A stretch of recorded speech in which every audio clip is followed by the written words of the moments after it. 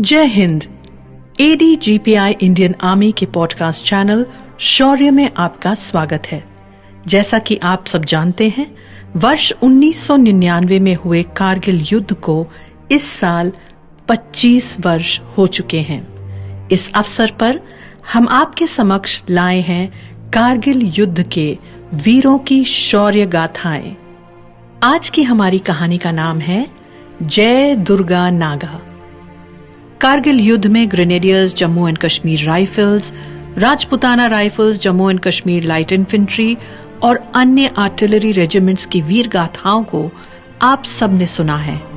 आज हम भारतीय सेना के हेड हंटर्स यानी नागा रेजिमेंट की कहानी आपके समक्ष लाए हैं, जिन्होंने कारगिल युद्ध के शुरुआती दौर में शौर्य का परचम लहरा दिया। नागा रेजिमेंट की 3 बटालियंस हैं और इनमें से 2 ने कारगिल युद्ध में हिस्सा लिया था। फर्स्ट नागा जो 56 माउंटेन ब्रिगेड का हिस्सा थी और 2 नागा जो 79 माउंटेन ब्रिगेड का हिस्सा थे। कारगिल, जिसकी पथरीली पहाड़ी निर्दयी भूमि को हमारे वीरों ने अपने रक्त से सींचा। 2 मई 1999 को कारगिल के बटालिक शहर के पास घरकोन नामक एक छोटे से गांव में रहने वाला स्थानीय चरवाहा ताशी नमग्याल अपनी खोई हुई याक की तलाश कर रहा था, जब अचानक उसने 6 लोगों को पत्थर तोड़ते और बर्फ साफ करते हुए देखा। ताशी के लिए यह असामान्य था, क्योंकि उसने घटना स्थल तक जाने वाले पैरों के कोई निशान नहीं देखे, जिससे ये स्पष्ट हो गया कि ये लोग नियंत्रण रेखा पार करके आए थे। उन सब ने पठानी पोशाक और कुछ ने सेना की वर्दी पहनी हुई थी। उनके पास हथियार भी थे। आने वाले दिनों में भारतीय सेना को मिली खुफिया रिपोर्टों के आधार पर यह स्पष्ट हो गया कि ताशी ने जिनको देखा वह घुसपैठिए नहीं, पाकिस्तानी सेना के अफसर और जवान थे, जो कश्मीरी मिलिटेंट के भेस में कारगिल में घुसपैठ कर रहे थे। फिर क्या था? पाकिस्तानी सेना के ऑपरेशन बद्र का जवाब भारतीय सेना ने ऑपरेशन विजय से दिया और नतीजा हम सब जानते हैं।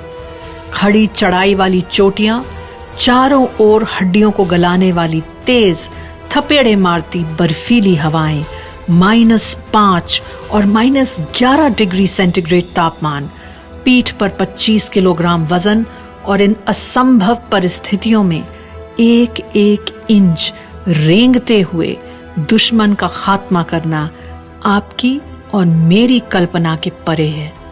मगर दोनों फर्स्ट नागा एंड 2 नागा ने भारी शक्ति के बावजूद भारत मां का सीना गर्व से और भी चौड़ा कर दिया। फर्स्ट नागा 8 मई को कारगिल सेक्टर में मूव करने के ऑर्डर प्राप्त करते ही 11 मई को द्रास पहुंच गई। वे कारगिल में शामिल होने वाली भारतीय सेना की पहली बटालियन थी। सैनिकों ने जल्द ही लद्दाख के बीहड़ ऊंचाई वाले क्षेत्र में आगे की चुनौतीपूर्ण भूमिका के लिए खुद को तैयार कर लिया। उन्हें जल्द ही आभास हो गया कि दुश्मन दहशतगर्द नहीं, पाकिस्तानी फौज की नॉर्दर्न लाइट इन्फेंट्री थी। इस दुर्गम पर्वतमाला में 16,000 फीट से 18,000 फीट की ऊंचाई वाली पहाड़ियों के बीच टोलोलिंग का उजाड़ पहाड़ खड़ा है। इस बंजर अजय प्रतीत होते पर्वत पर पाकिस्तान की नजरें थीं। उसका इरादा था कि जोजिला के पूर्व में एलओसी के संरेखण को बदलना और श्रीनगर कारगिल ले राजमार्ग तक भारत की एक्सेसिबिलिटी में बाधा डालना। इन उद्देश्यों को प्राप्त करने के लिए टोलोलिंग पर नियंत्रण बनाए रखना पाकिस्तानी सेना के लिए बहुत महत्व रखता था। सैन्य रणनीतिकारों की माने तो द्रास सब सेक्टर में स्थित टोलोलिंग में छिड़ा 22 मई से 16 जून तक चलने वाला युद्ध भारत के सैन्य इतिहास में सबसे कठिन और जटिल माना गया है। इस युद्ध की तुलना 1965 के हाजी पीर दर्रे के ऑपरेशन से करी जाती है। 56 माउंटेन ब्रिगेड की फर्स्ट नागा, गढ़वाल और ग्रेनेडियर रेजिमेंट्स की 3 बटालियंस ने असंभव को संभव करने में कोई कसर नहीं छोड़ी। प्रारंभिक ऑपरेशंस में 22 मई की रात को कूच करने के आदेश दिए गए और 23 मई तक इस फीचर से पाकिस्तान को धूल चटाने का लक्ष्य रखा गया। पर्वत, पहाड़ और चट्टानें उस सेना का पक्ष लेते हैं जो ऊंचाइयों पर राज करते हैं। टोलोलिंग की शिखर तक पहुंचने के लिए एक खड़ी पगडंडी जाती है जिस पर चढ़ते सैनिकों को कोई छिपाव प्रदान नहीं। अपने मजबूत कंक्रीट बंकरों और किले बंद संगरों से पाकिस्तानी सेना को इस खतरनाक रास्ते के हर इंच का अबाधित दृश्य मिल रहा था।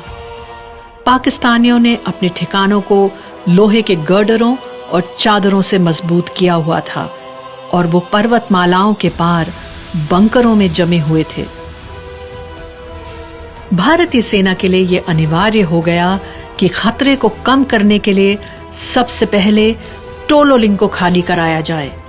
इससे राजमार्ग और आसपास की चोटियों को पुनर्प्राप्त करने के लिए एक आधार भी बन जाएगा। इतना तो तय था कि करो या मरो वाली स्थिति में करो और मारो का विकल्प ही चुनना था। दुश्मन ने भारत के वीरों को कूच करता देख उनका स्वागत अपमानजनक भाषा और पत्थरबाजी से किया।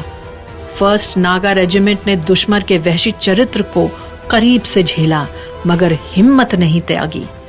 सैनिकों ने 2 केजी तक के राशन एवं खाद्य पदार्थ सामग्री अपने पिट्ठुओं से निकाल दी और इनके बजाय एम्यूनेशन ले जाना बेहतर समझा। दोहरा नुकसान पहुंचाने के इरादे से पाकिस्तान ने नेशनल हाईवे पर भारी तोपखाने की गोलाबारी चालू कर दी, जिसके नतीजन हाईवे पर आवाजाही ठप हो गई। भारतीय सेना ने टोलोलिंग पर्वतमाला में ही स्थित पॉइंट 5140 पर कब्जा करने की योजना बनाई। उम्मीद थी कि हेड हंटर बटालियन यानी फर्स्ट नागा को इस फीचर पर तिरंगा फहराने से कोई ताकत नहीं रोक पाएगी।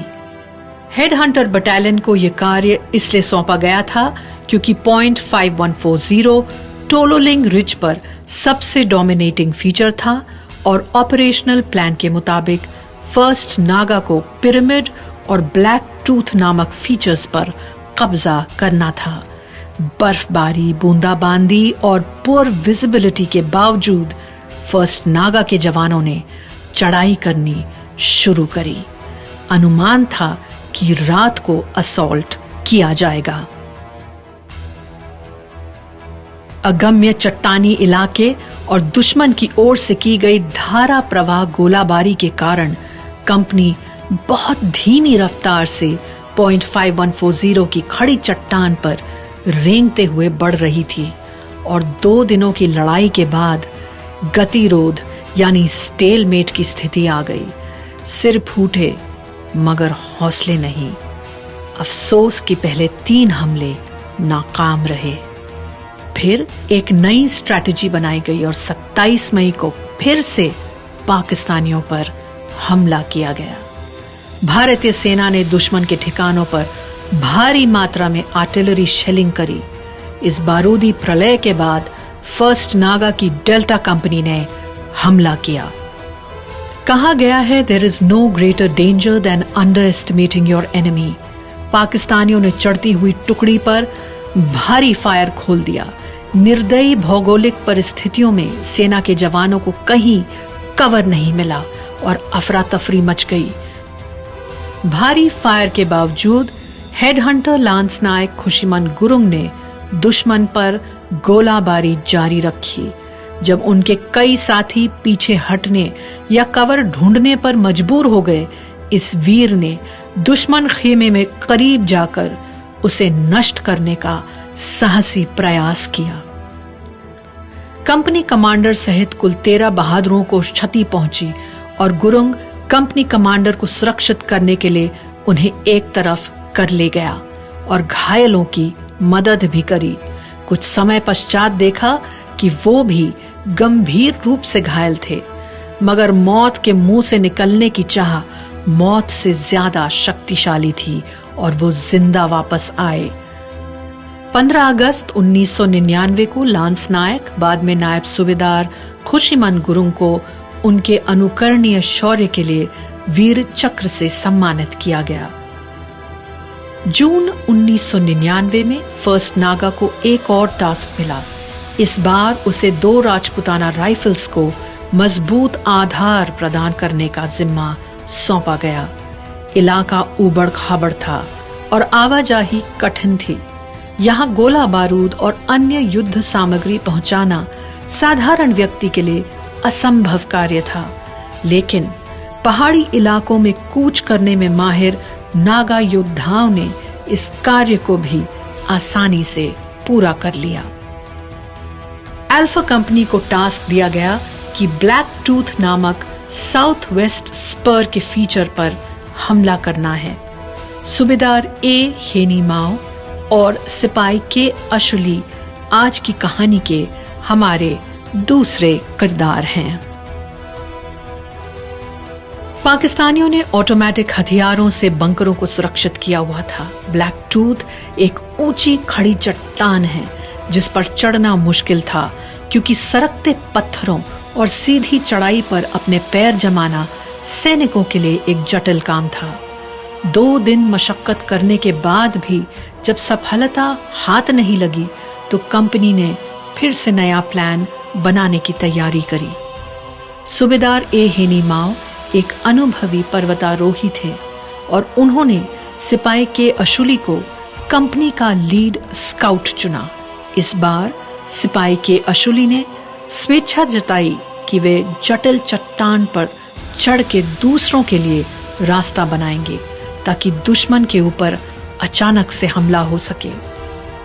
अलौकिक शक्ति और अदम्य साहस के साथ दुश्मन की गोलाबारी और इलाके की भयावह बाधाओं का सामना करते हुए सिपाही के अशुली चट्टान की दरारों पर टिके रहे और धीरे धीरे निर्धारित स्थान तक पहुंच गए।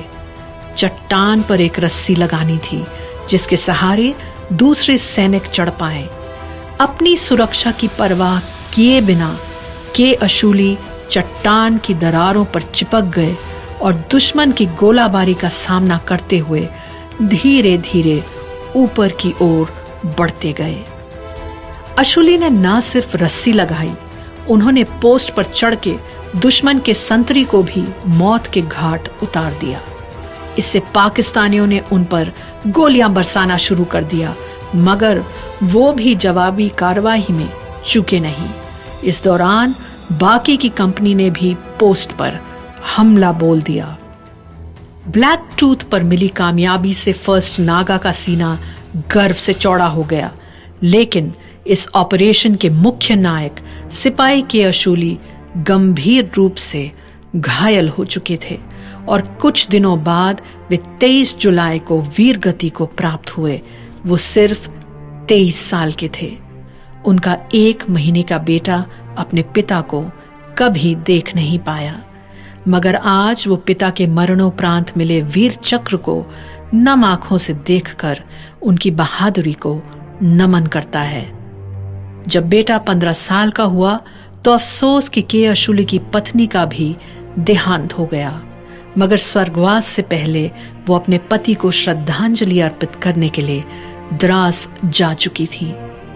सूबेदार ए हेनी माओ को सेना मेडल से नवाजा गया और बाद में उन्हें ऑनररी कैप्टन की रैंक मिली। बटालियन की उपलब्धियों की सराहना करते हुए इसे northern command unit appreciation, battle honour Dras एवं थिएटर ऑनर कारगिल से सम्मानित किया गया। कारगिल युद्ध विभिन्न उपक्षेत्रों में लड़ा गया है। प्रत्येक सब सेक्टर के महत्वपूर्ण पॉइंट्स और क्षेत्र हैं जिन्हें अंतिम जीत के लिए हासिल करना जरूरी था।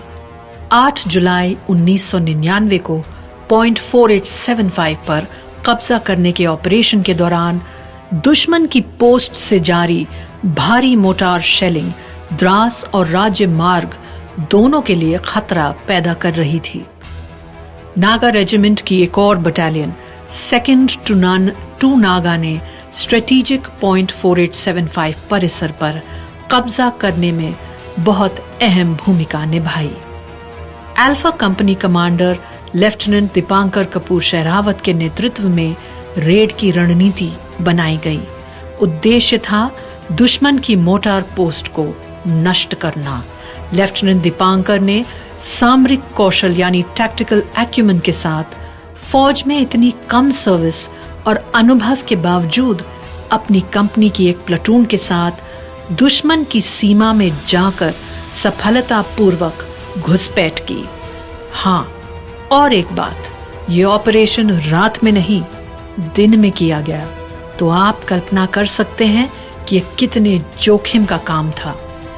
ऐसे ऑपरेशंस और रेड्स में एक स्काउट की भूमिका बहुत अहम होती है। रेडिंग पार्टी में स्काउट के तौर पर 23 वर्षीय सिपाही इमलियाकुम आओ को चुना गया। नागा वॉरियर सिपाही आओ का कारगर होना मिशन की सफलता के लिए अनिवार्य था। लेफ्टिनेंट शेरावत ने मोटार पोजीशन पे पहुंचने पर पोस्ट का जायजा लेते हुए जय दुर्गा नागा के नारे से हमले का नेतृत्व किया। अचानक दुश्मन खेमे में एक सैनिक ने लेफ्टिनेंट शेरावत को ललकारा। दीपांकर ने निहत्ते ही उसका सामना किया और उसे मार गिराया। पलटन के अन्य सैनिकों ने इस हमले में अपने अधिकारी और स्काउट का जम के समर्थन किया। सिपाही इमलियाकुम आओ द्वारा 4 और दुश्मन कर्मियों का सफाया एक बड़ी सफलता थी, जिसमें एम्यूनिशन डंप के विशाल भंडार के साथ 4 120 mm, 3 82 mm और 2 81 mm मोटार पकड़े गए थे। कारगिल युद्ध के इतिहास में ये एकमात्र आर्टिलरी सीजर रिकॉर्ड किया है, जिसके लिए टू नागा को chief of army staff citation से सम्मानित किया गया।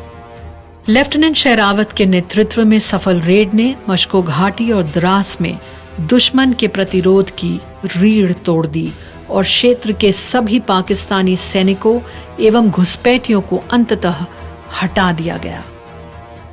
सिपाही इमलियाकुम आओ को उनकी बहादुरी और कर्तव्य के प्रति समर्पण के लिए महावीर चक्र से सम्मानित किया गया था और प्लाटून के कमांडर लेफ्टिनेंट दीपांकर कपूर शेरावत को वीर चक्र से नवाजा गया। ऑप विजय में फर्स्ट नागा को 10 फेटल कैजुअल्टीज और 52 नॉन फेटल कैजुअल्टीज हुई। टू नागा के 30 सैनिक वीर गति को प्राप्त हुए और लगभग 80 घायल हुए। सिलसिला मेरे सफर का कभी टूटा ही नहीं। मैं किसी मोड़ पे दम लेने को ठहरा ही नहीं। भारतीय सेना के विजयी नागा यहीं नहीं रुके।